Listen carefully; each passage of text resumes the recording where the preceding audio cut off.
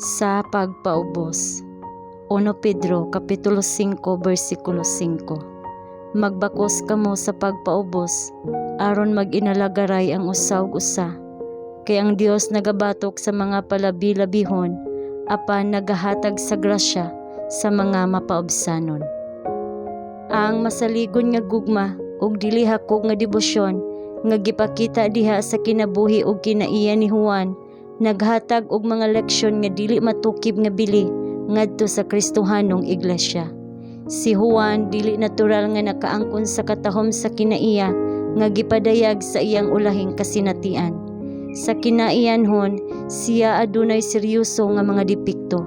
Siya dili lamang mapahitason, gasalig sa kaugalingon ug ambisyoso alang sa kadungganan, kundili madasigon ug masuk-anon ubos sa kadaot.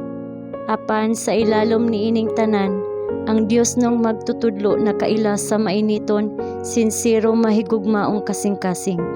Gibadlong ni Jesus ang iyang pagpangita sa kaugalingon, gipakyas ang iyang mga ambisyon, gisulayan ang iyang pagtuo.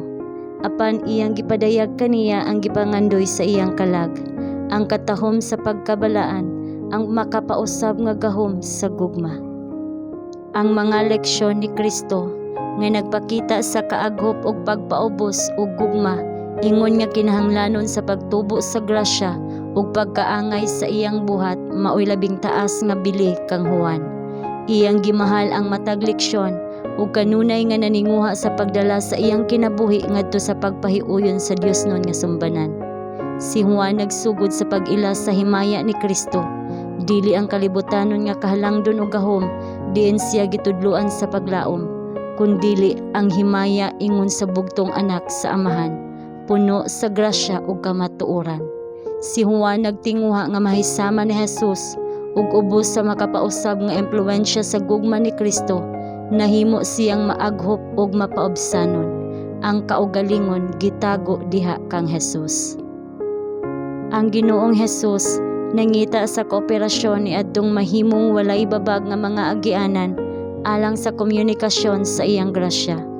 Ang unang butang nga makatunan mao ang leksyon sa dili pagsalig sa kaugalingon. Unya sila andam sa pagdawat ngadto kanila sa kinaiya ni Kristo. Dili kini makuha pinaagi sa edukasyon sa kadaghanan nga mga eskwelahan sa siyensya. Kini mao ang bunga sa kaalam nga makuha gikan sa Dios nang magtutudlo lamang. Ang mga tawo sa labing taas nga edukasyon sa mga arts ug siyensya nakakat-on og bililhon nga mga leksyon gikan sa mga Kristohanon sa mapaubsanon nga kinabuhi, kinsa gitudlo sa kalibutan isip walay kahibalo. Apan kining dili inila nga mga tinun-an nakabaton og edukasyon sa kinatas-an sa tanang mga eskwelahan.